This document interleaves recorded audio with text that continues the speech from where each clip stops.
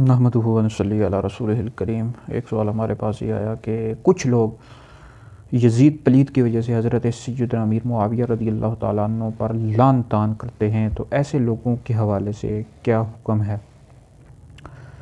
सबसे पहली बात यह है कि यजीद पलीद को जब हज़रत सैयदना अमीर मुआविया रज़ियल्लाहु ताला अन्हु ने वली अहद बनाया, बादशाह बनाया, तो उस वक्त ये ठीक था। मतलब उस वक्त ये फासिक फाजिर नहीं था, बेनमाजी नहीं था, शराबी नहीं था, ज़ानी नहीं था। ये बाद में इसके हालात ख़राब हुए हैं। तो ये आप तारीख़ इब्न कसीर, तारीख़ इब्न खुल्दून, तारीख़ तिबरी, सब तारीख़ी कुतुब में मौजूद है कि उस वक्त ये ठीक था, बाद में इसके हालात तो ख़राब हुए हैं। हज़रत सैयदना अमीर मुआविया रज़ियल्लाहु ताला अन्हु को इसके ये हालात नहीं पता थे, तभी तो आपने उसको बादशाह बनाया, उसको वली अहद बनाया। और तारीख़ुल खुलफ़ा सफ़ा नंबर 40 पर आपका खुतबा भी मौजूद है। हज़रत सैयदना अमीर मुआविया रज़ियल्लाहु ताला अन्हु ने जब उसको वली अहद बादशाह बनाया तो आपने खुतबा इरशाद फरमाया कि अगर ये या अल्लाह अगर ये इसका अहल है तो उसकी मदद फरमा, अगर ये इसका अहल नहीं है तो इसको ओहदे पर पहुँचने से पहले इसको मौत दे दे। इसी तरह बिदाया व निहाया में भी आपका एक खुतबा मौजूद है। तो आपको इस बात का इल्म नहीं था, बाद में यजीद पलीद फासिक मोलिन बेनमाजी शराबी ज़ानी और दीगर इसके मामलात ख़राब हुए और अहले बैत पर इसने जुल्म व सितम किया है। हज़रत सैयदना अमीर मुआविया रज़ियल्लाहु ताला अन्हु के दौर में ये काम नहीं हुए। तो अगर आपको ये इस बात का इल्म होता तो हरगिज़ भी आप इसको वली अहद बादशाह न बनाते। तो लिहाजा हज़रत सैयदना अमीर मुआविया रज़ियल्लाहु ताला अन्हु पर लान तान करना ये हराम है और ऐसा बंदा जहन्नम का हकदार है।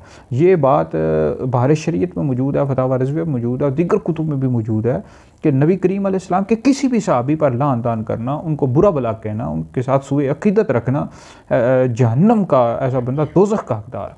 और मिशकात शरीफ में, मुस्लिम शरीफ में और दीगर भी तिरमिज़ी में ये हदीस मौजूद है। नबी करीम अलैहिस्सलाम ने इरशाद फरमाया, मफ़हूम अर्ज़ कर रहा हूँ कि मेरे सहाबा के बारे में अल्लाह रब्बुल इज़्ज़त से डरो, उनको मेरे बाद तनकीद का निशाना मत बनाओ। जो उनसे दोस्ती रखता है मुझसे दोस्ती की वजह से रखता है, और जो उनसे दुश्मनी रखता है मुझसे दुश्मनी की वजह से उनसे दुश्मनी रखता है।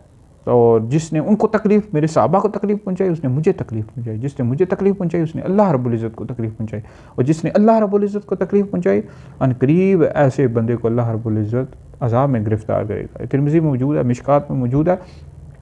तो लिहाजा नबी करीम अलैहिस्सलाम के किसी भी सहाबी को बुरा भला कहना, उन पर तनकीद करना, उन पर लान तान करना हराम है। ऐसा बंदा दोज़ख का हकदार है। कि यजीद पलीद फासिक मोलिन था, फासिक फाजिर था, और हज़रत सैयदना अमीर मुआविया रज़ियल्लाहु ताला अन्हु को इसके हालात नहीं पता थे, बाद में इसके हालात ख़राब हुए। ऐसा हज़रत सैयदना अमीर मुआविया रज़ियल्लाहु ताला अन्हु पर लान तान करना हराम है। यह अहले सुन्नत व जमात का ये अक़ीदा है।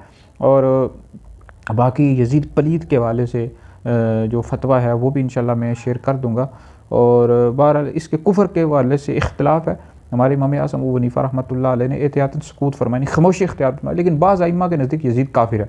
इमाम अहमद बिन हम्बल के नज़दीक और उनके मुत्तबीन इस पर नाम लेकर लानत करते हैं, इसको काफिर करार देते हैं। लिहाजा अगर कोई यजीद को काफिर करता है, लानत करता है तो कर सकता है भाई।